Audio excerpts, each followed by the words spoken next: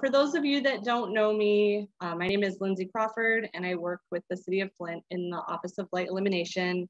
I think just kind of seeing people pop in, I recognize many of the names and faces, I'm sure.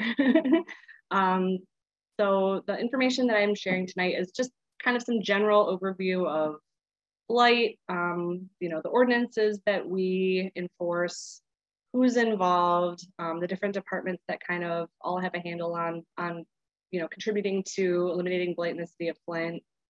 Some of the things that are new that we are, getting up to this year, and just kind of a general overview. So if this is all information that you already know, I apologize, but I just, kind of wanted to give a general overview for those that may not be as familiar with blight. And also, haven't been a Zoom expert this past year, so bear with me if, I am odd on camera or appear to be struggling with some technical difficulties, because that's definitely a possibility. Okay. Oops.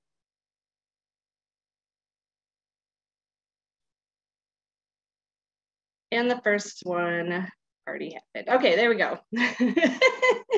Okay, so as we all know, 2020 was kind of a interesting year for all of us, including for us with the city and in blight elimination. We did stay working the entire time. I physically have been remaining in City Hall the whole year, but fortunately for me, my office is kind of in the basement away from everybody. So I kind of was able to leave home and work. It was kind of nice actually getting to leave the house. A lot of people didn't get to, but then a lot of the activities that we normally do were canceled or didn't take place or looked very different last year.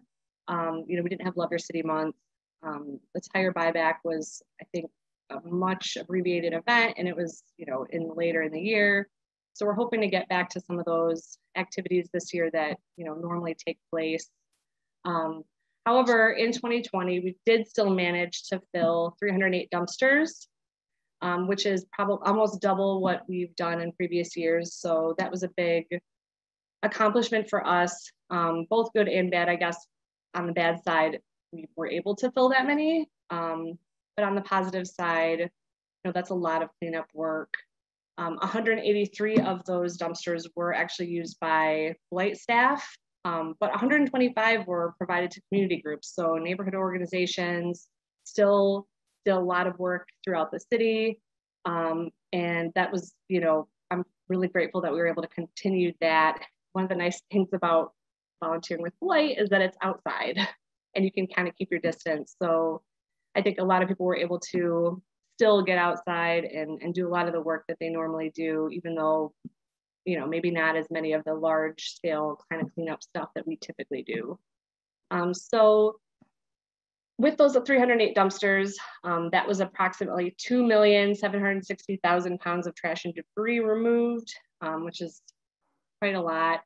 182 distinct parcels remediated.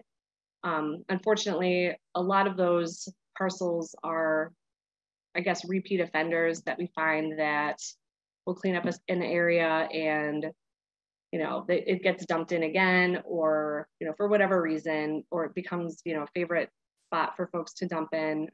So a lot of those parcels get cleaned more than one time. But over the year, we collaborated with 58 separate neighborhood associations, block clubs, community organizations, and our two most popular cleanup areas were Proctor, the 2100 block of Proctor, and the East Lawn, Lawndale, Forest Hill area. With each of those, we had 11 cleanups at each of those sites. So that, not so great, and we'll probably be doing it again. Okay. So in January 2020, Mayor Neely announced the Fight Blight campaign. We started off the year pretty strongly. We hosted some alternative spring break groups, but unfortunately, again, that activity was curtailed with the start of the pandemic. Typically, right around this time of year, we have a lot of young college students or other schools coming to the city of Flint to do cleanup work. And it's a really great opportunity to kick off the year.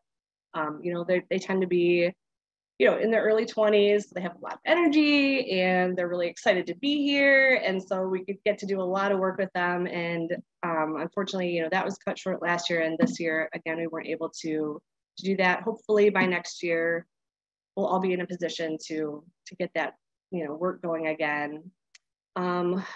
Also last year, there was, some issues with bulk pickup. We weren't sure about preserving, everyone's safety, including our waste services, folks. Those guys are out in the field every single day, handling a lot of materials. And so there was a halt to bulk collection for a while, but we were able to put dumpsters out in all 9 wards to try to handle that overflow. I don't know how well that actually ended up working. I think some people are a fan of the dumpsters out, others not so much. From the city's perspective, from my perspective, I think they tend to cause more problems. And it was a lot of work trying to keep them both from getting dumped around and also, filled in a way that they could actually be removed, which is always kind of an issue when we have dumpsters out. We were able to, AmeriCorps was working on getting their NCCC program up and running. It was quite a challenge. Housing in particular was really difficult for those young folks, but they did come and spend some time in Flint. One of the things that I was really excited that we actually got to do was to build, board and secure all the buildings at Stonegate Apartment Complex, which is a huge, huge property on the south side, which is, a major problem. It's vacant, but it's right across the street from occupied apartments. And so it was good that we were able to get out there with the help of NCCC and board those properties up, including, the door walls on the backs of the property, which is is a lot of work. So that was a really good accomplishment. I was excited that we were able to do that. It's always one that's kind of on my wish list of properties to address. Another thing that we are continuing to work on is working with the police department. There's a Crime Stoppers initiative, which I'll have on the next slide, but then putting cameras up at some of these dumping hotspots because it's an overwhelming issue, basically. And holding tire places accountable for dumping all the tires, which I'm sure many of you are familiar with. Unfortunately, properties where there's hundreds of tires dumped, that's not an individual resident. I doubt anyone has enough vehicles to generate that number of tires, unless, of course, they're a tire shop or some kind of auto repair place. So yeah, so that's another thing that we'd like to work on. Okay, so Crime Stoppers. I think I saw that there's someone here from Crime Stoppers, so that's awesome. But I do think this is a pretty exciting and unique partnership that we have. Flint residents can report illegal dumping to Crime Stoppers. Tips leading to an arrest are eligible for a reward of up to $1,000, so that's a pretty big deal. We all know that dumping is a serious problem in the city. There are people that really take advantage of vacancy, and we're hoping that this partnership will help us catch some of these folks who are taking advantage of the city, basically. So there are different ways to submit tips to Crime Stoppers. You can go to crimestoppersofflint.com. You can download the free P3 mobile app. You can submit a tip on the Crime Stoppers Facebook page, or you could call 1-800-422-JAIL, or that's 1-800-422-5245.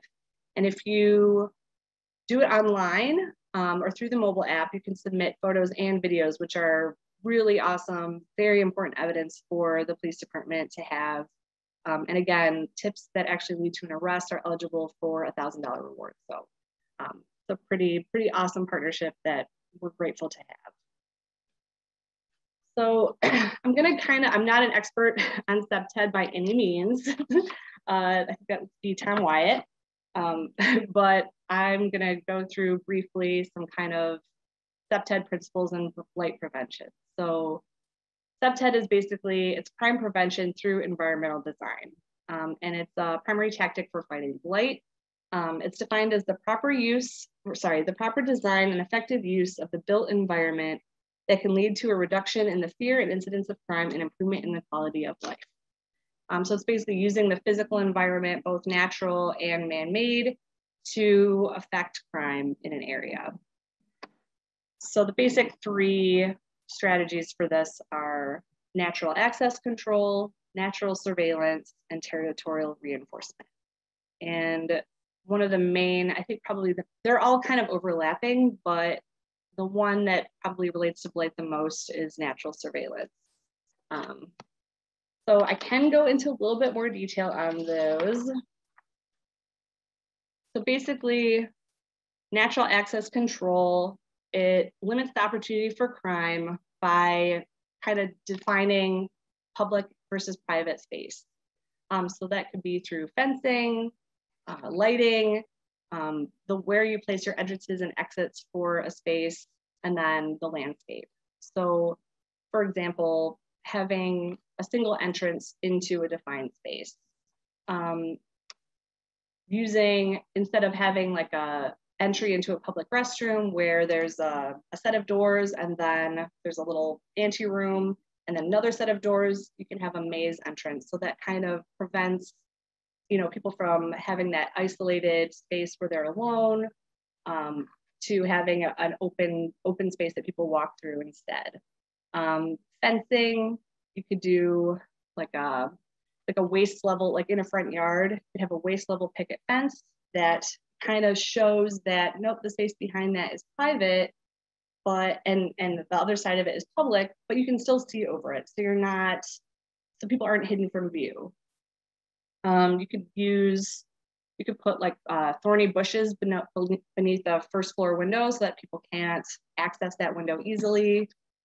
Those are just kind of some simple things you can do to help delineate that public versus private space.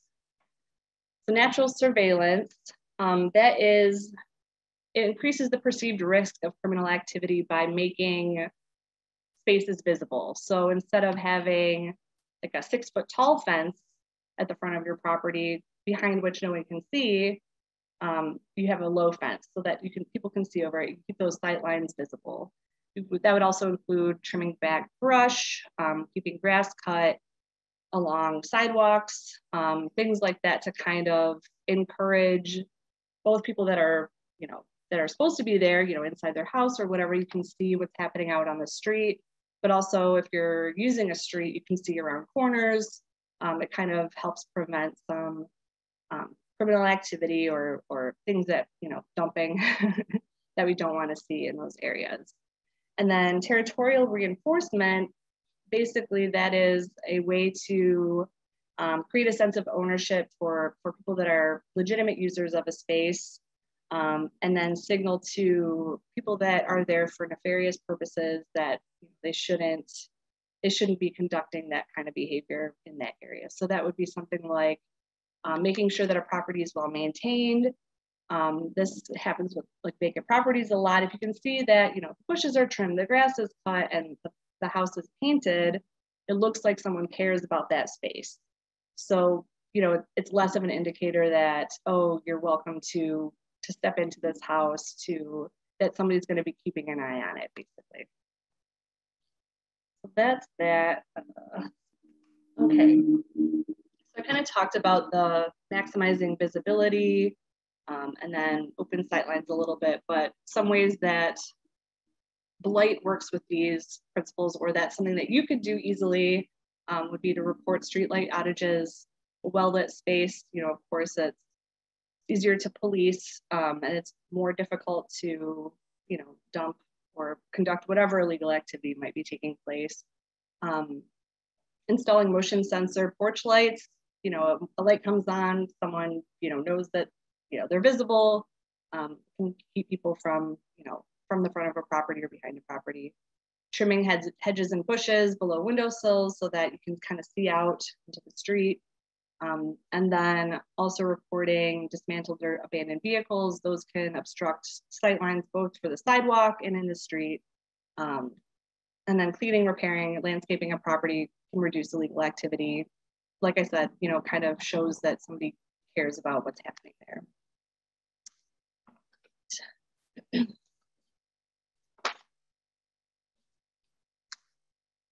Okay, so next, I was going to talk a little bit about common ordinance violations. Many of you are probably familiar with some of these at least, but blight in particular deals with a very specific set of city ordinances. There's hundreds, and I definitely am not an expert on all of them, but I am familiar with the ones that we commonly deal with. Those include, you know, parking issues, illegal dumping. 39.7 is probably the most common ordinance we see violated, which is the duty of a property owner to keep the premises free from litter.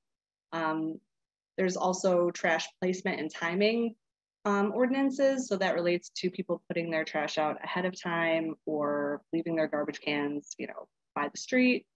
And then tall grass and weeds. So I'll kind of discuss these a little bit more.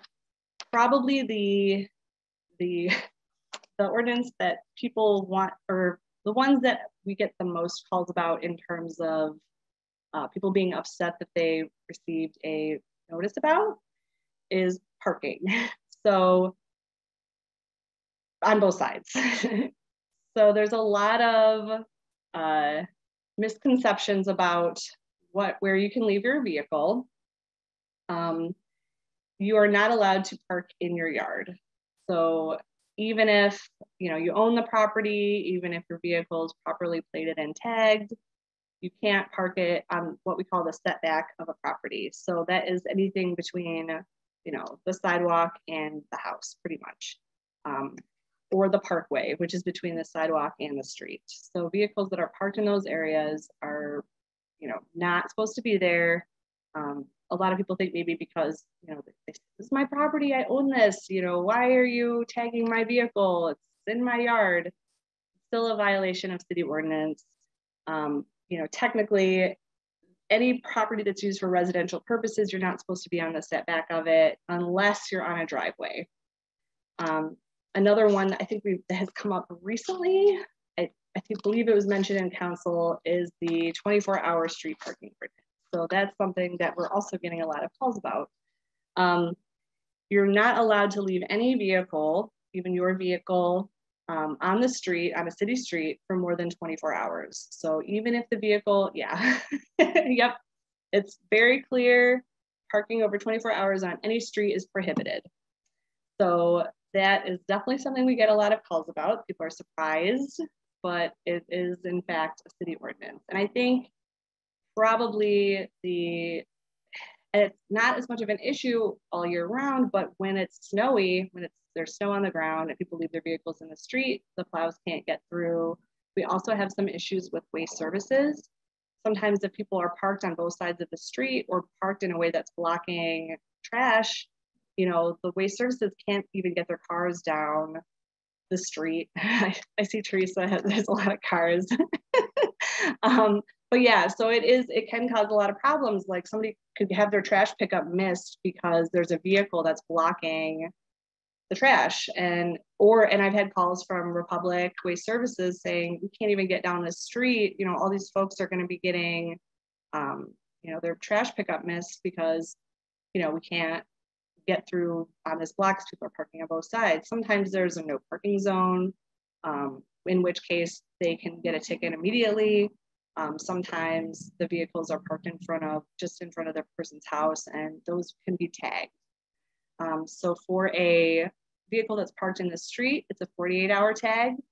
So if you don't move the vehicle within 48 hours, it can be towed. And then private property, it's a 14-day tag. So for those that are parking in their yard, that would be a 14-day tag that would be issued. So those are some of we get a lot of calls. I think there's a lot of confusion also on the part of residents, and some people I definitely sympathize. You know, if you have multiple people that are trying to leave for work in the morning and you have a tiny driveway, you know, where are you supposed to put your vehicle? But at the same time, you know, ordinances can be changed, but currently those are the city ordinances for that. Let's see.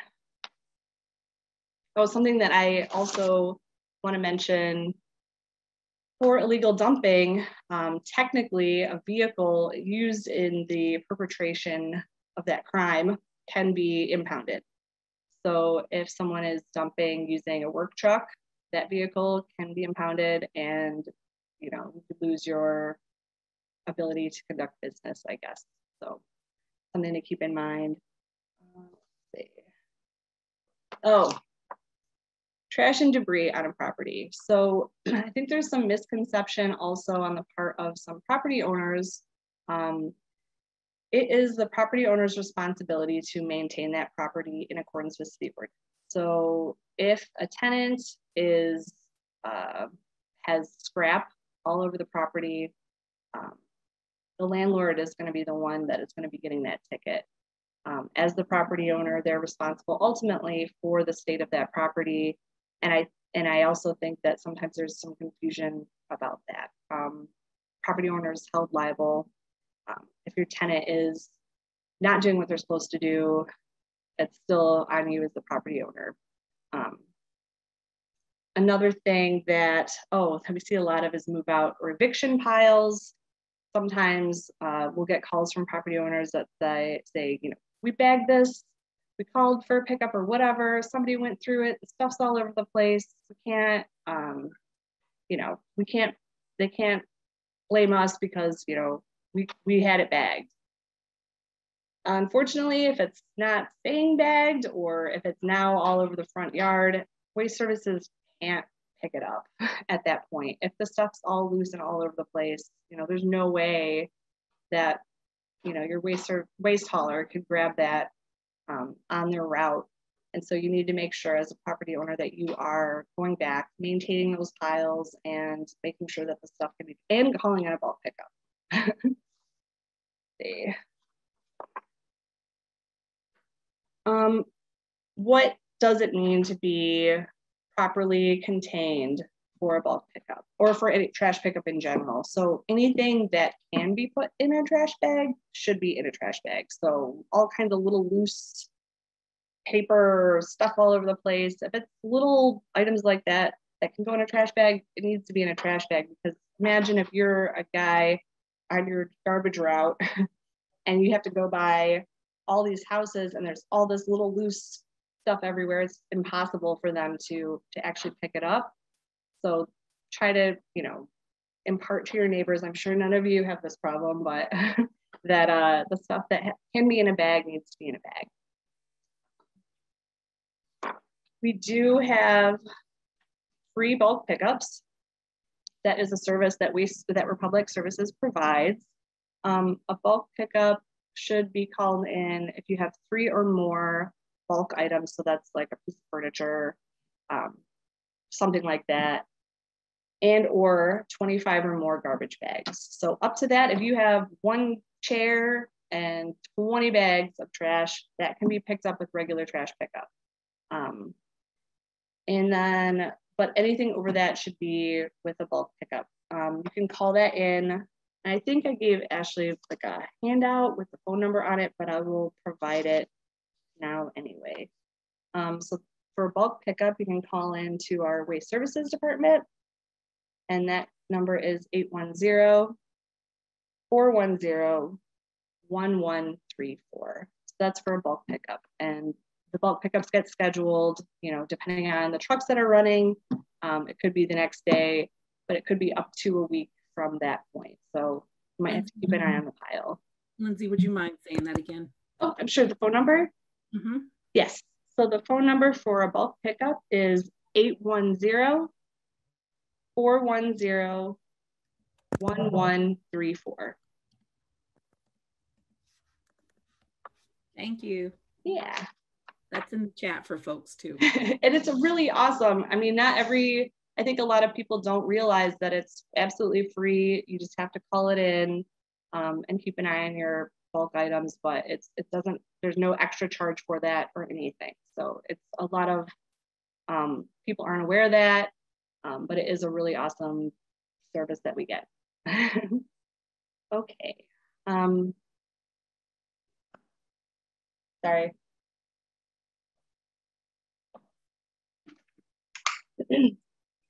So another thing that is available for residents is called a dump permit. And that is also, it's only available to residents of the city of Flint. You can pick up a dump permit from the treasurer's office. It's $20 and it requires a proof of residency. So like a water bill, property tax bill, voter ID card or rent receipt, and some sort of identification. So either a driver's license or a Michigan ID card. Like I said, it's $20 and that allows you to take a load of 2 cubic yards to citizens disposal. So that's only available to residents, but it is a good thing to be aware of. We don't get a ton of calls about it, but it's something that's good to know about since it is, significantly cheaper than taking a load to the dump otherwise. Okay. So for tall grass and weeds, just so everyone is aware, your grass should be under 8 inches, which is actually really tall. So we'll get calls from folks that, oh, like this tall grass, it's a violation. We get out there and it takes a little bit of time for grass to reach that height. We actually will sometimes carry rulers. Okay. Okay. So who enforces these violations? Blight is a team effort for sure. It's not just the Office of Blight Elimination, but we receive assistance from multiple departments with the city and obviously our community partners as well. But specifically to the city of Flint, the Office of Blight Elimination, which is where I'm from, which includes me, and then any additional office staff. Right now, I'm fortunate that I have a few interns in the office, which I didn't have previously. So before it was just me taking all the calls and doing all the scheduling, and I'm really grateful that I have some assistance with that. This year's already been crazy. I think with the warm weather and then everybody, having a crazy year last year, the phones have already been ringing off the hook. So I'm really glad that I have some assistance. Be nice to my interns. They're new.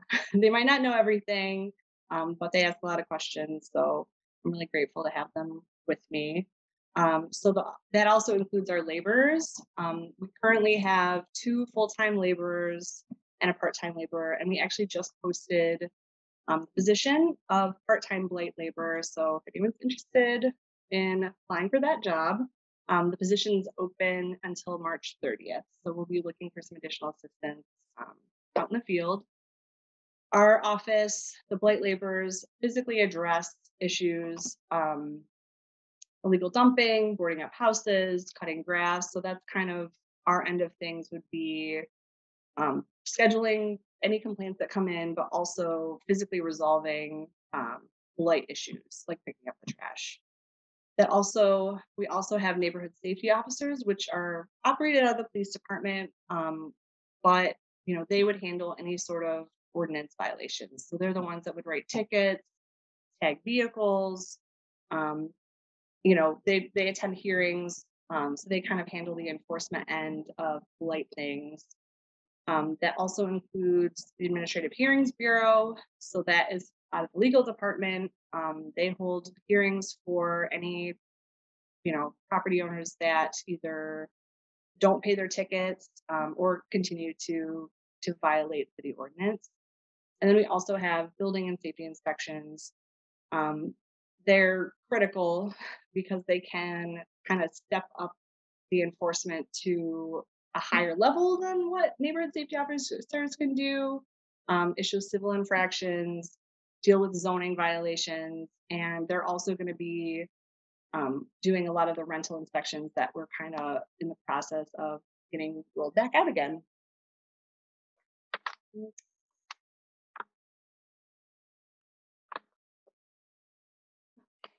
So last year, between the NSOs and the blight laborers, we actually responded to 2,235 complaints. Um, I think it's important for people to realize that over half of those were actually resolved by residents within 30 days of the complaint. So the majority of the complaints that we get are actually resolved by the person that had a complaint on them. I think that was awkwardly stated, but they are resolved by residents within a month of the complaint coming in. Now, unfortunately, there are plenty of people that do not resolve their violations within that time frame, but I think it is encouraging to know that there are a lot of people that do resolve the issues once a complaint comes in, once they're spoken to or receive a warning notice, they will resolve those issues in a timely manner. So there are, for every complaint that is not resolved or taken seriously, there are a lot of residents that do actually take that seriously and will resolve those issues. So it is helpful for those complaints to come in. A lot of times, sometimes people just aren't aware that they're violating city ordinance. I think that happens a lot with the parking or with the trash timing. Somebody might have moved into a neighborhood recently and not be aware of the issue, but so a lot of people do actually resolve their violations. Um,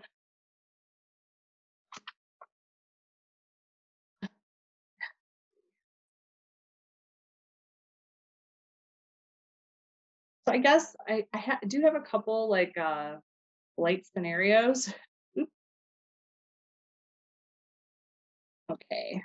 Yeah, so Lindsay, maybe Yeah. we go through, I'm sorry, I just Questions? wanted to do a quick time check. So Sure. maybe we'll do one of the blight scenarios and then We leave can some time. we can get to questions. I'm totally fine with that. Okay. Then let's go ahead and get into the questions, and Okay.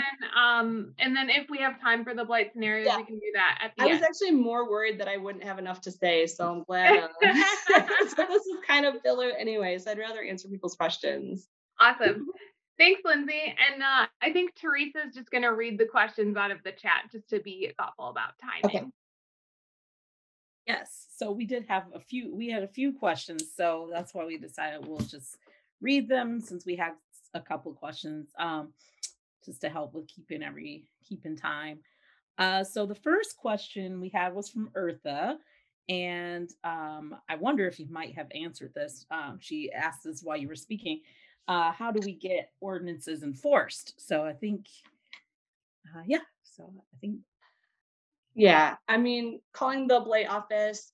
So if a complaint comes in, let me back it up a little bit, I guess. So we have 8 neighborhood safety officers currently. We would like at least 9, 1 per ward.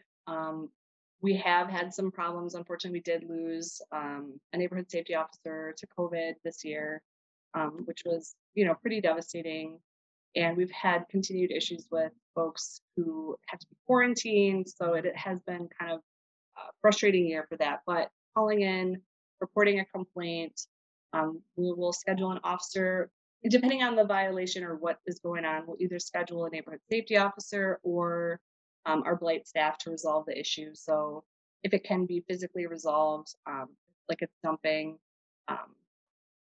that would take place, then we would resolve that with our labor staff. But then if it's a private property where property owner needs to be encouraged to follow city ordinance, we would schedule a neighborhood safety officer. okay. I think I hope that answers the question. So the next question was from me, which kind of went a little bit hand in hand with Eartha as we were thinking the same. Um, is there? Do we have any documentation anywhere that shows us like what the fee structure might look like? Sure. For Well, people so who yeah, are I can violating? share that. Yeah, absolutely. I don't have it. I don't think I shared that. But basically the first ticket would be $50. The next ticket would be $100. the next ticket would be $200, and then it stays at $200. Another thing I think it's important to remember is if I get multiple calls about the same property, the same issue, they don't get to restart every time there's a new complaint about that property. So we'll look at the history.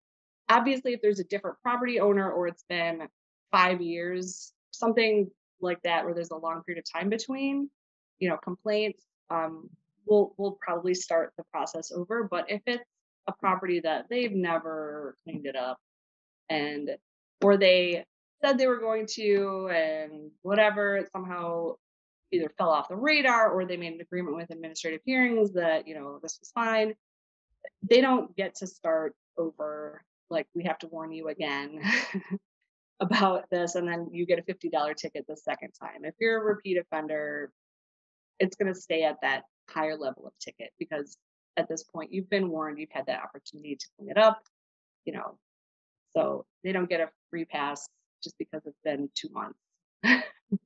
Oh, that's good to know. That is good for us to know. Let's see. The other question we had a question from Ashley, actually wanting to know if you could share a little bit more about the camera surveillance program. Yeah, so I wish I had more to share about that. I think it hasn't rolled out quite as, how do I say this? I really want more cameras. I know that Jenna, I believe Jenna from Crime Stoppers is here too. I don't know if she's still here, but I don't know. So yeah, and that is definitely something that's new. I think it shows that there is a will on the part of everybody involved, because it is, obviously we know the police department is stretched to capacity, they're overworked, and if you're dealing with shootings versus dumping, you have to have priorities. But I think with the Crime Stoppers, it does help to kind of channel some of that dumping, activity to the police department in a way that is actionable by them. So I do think it's important to have that Crime Stoppers in your mind, share that information. I think I can get you some Crime Stoppers brochures with that information on it. If people want to share it with their neighbors, it's definitely an important program, and I was happy to see that Crime Stoppers is here. Yeah, and Jenna, I see your hand is up. Yeah, feel free. Yeah, I was just going to say, Lindsay, I can send you my email, or I don't know if you have Julie's email if you need more brochures and stuff, but we have the yard signs out. So we've given the city of Flint a bunch of those so they can put those in their yard. And then obviously the brochures, we put up a billboard in every single ward. So like, it's definitely all out there. And on the down low, I heard that this Flint Police Department might be hiring more people to work specific areas for our tips. Like specifically, they would sign up just to work those. So I know the Blight initiative is going to be included in that. So Wonderful. Even though people might not want to report blight or not, sending it through Crime Stoppers, we definitely get it to the right people that need to go out there and look. So yeah, for sure. And that information, I know that it can be difficult to get a photo or that sort of thing, but if you have that information, getting it to Crime Stoppers is, we love the photos and videos. They're super helpful, because sometimes, when something's already there, they didn't see who dropped it off, and we appreciate them letting us know. Obviously, we still send it over to get cleaned up and taken care of, but we definitely want to stop it from happening. So if we know who's doing the illegal dumping and stuff, then we can do that. And we have rewarded money so far for blight for tips that we've gotten. So people are definitely sending stuff in, which is good to see. Well, there you go. Call Crime Stoppers, report that dumping. But let's, Jenna, would you mind putting Crime Stoppers information in the chat as well? Yeah. Do you want me to put like emails or our website and stuff? Whatever the number is that people should call. Oh, yeah, of course. Yep. Thank you. All right. Well, thank you so much. And then, Lindsay, I was going to also ask if you do you have an email or something that you would be willing to share? Sure. Yeah, of course. Okay. Yeah. So do you want me to put it in the chat? Yes, if you are able to do that, or I can type it in the chat. Okay. If you, Maybe I'll let you type it. that's fine. You can let me type it in the chat for you. All right. So why don't you share your email with me real quick, and we'll get it in the chat. Okay. So I'll announce it too. So my email is L Crawford, CrawFord at cityoflint.com. Okay. And so we have one more question here, and I am also putting the phone number in the chat. For anybody who's on the phone, Lindsay's email again is lcrawford at cityoflint.com. And then the phone number for the office is 810-237-2090. 810-237-2090. So if you're on the phone with no visual, that's for you. And then lastly, we had a question from Mark. And Mark, I hope I'm getting your question right here. So the question was for the bulk pickup, are we as residents allowed to schedule bulk pickup on properties such as like land bank owned, like properties that we know there's blight, but we maybe don't own the property? No, unfortunately, that is part of our waste services contract, which is through, a property assessment. So unfortunately, vacant properties and land bank owned properties are not eligible for that, unfortunately. Okay. But if it's blight, we'd be able to Call report me. it. So if it's blight, we can report it as blight. Yeah. Okay. Well, thank you. And land bank also. So land bank also, you can report it to them as well. They do have crews that will come out and do trash abatement at their property. Okay. Thank you so much, Lindsay. I know we're at right about 6:50, so I'm going to hand it back to Ashley and you to continue. Oh. Great. Thank you so much for your time this evening, Lindsay. I think we've got a couple more minutes. So if you have anything that you like, any closing thoughts that you want to wrap up on, or if you want to go through the blight scenarios, we could probably go for about 5 more minutes before we close out this session and give ourselves a little break before the next one. I think rather than go through the scenarios, I guess I don't know. I just want to, thank. I think a lot of the residents who are here are those that are, really active in our community and do a lot of this blight work anyway. And I just, I'm always really grateful for their participation in removing blight from our city. I guess it's an overwhelming issue, and dumping right now I think is probably worse than I've ever seen it, at least. And I think some of that has to do with, there's a number of factors, but I just appreciate all the work that you guys do and how active you are, and for being here tonight because, you care, obviously. So I don't know. That's all I got. Well, thanks again, Lindsay. I really appreciate your time and all of the various resources that you provided. So when I asked Lindsay for her PowerPoint presentation so that I could make it available, and any other supplemental materials so that I could make it available to folks in the packet, she sent me probably 15 different files of all different kinds of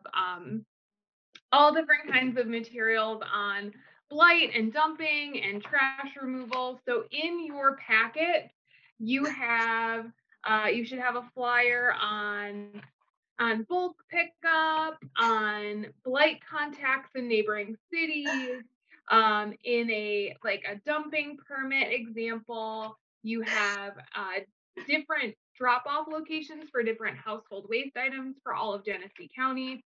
A Love Your Block resource request form, the contact information for all of the neighborhood safety officers, nuisance animals quick reference sheet.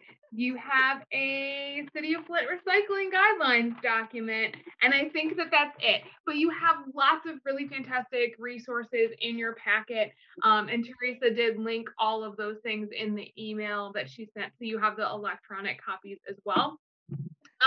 One thing that I did also want to share, and I'm not sure if you, I don't think that Lindsay really got into this much during the presentation, but just keep your ear to the ground. The Neighborhood Engagement Hub is working with the City of Flint and some other partners during Love Your City month, and then also in the fall, to do citywide cleanups by ward.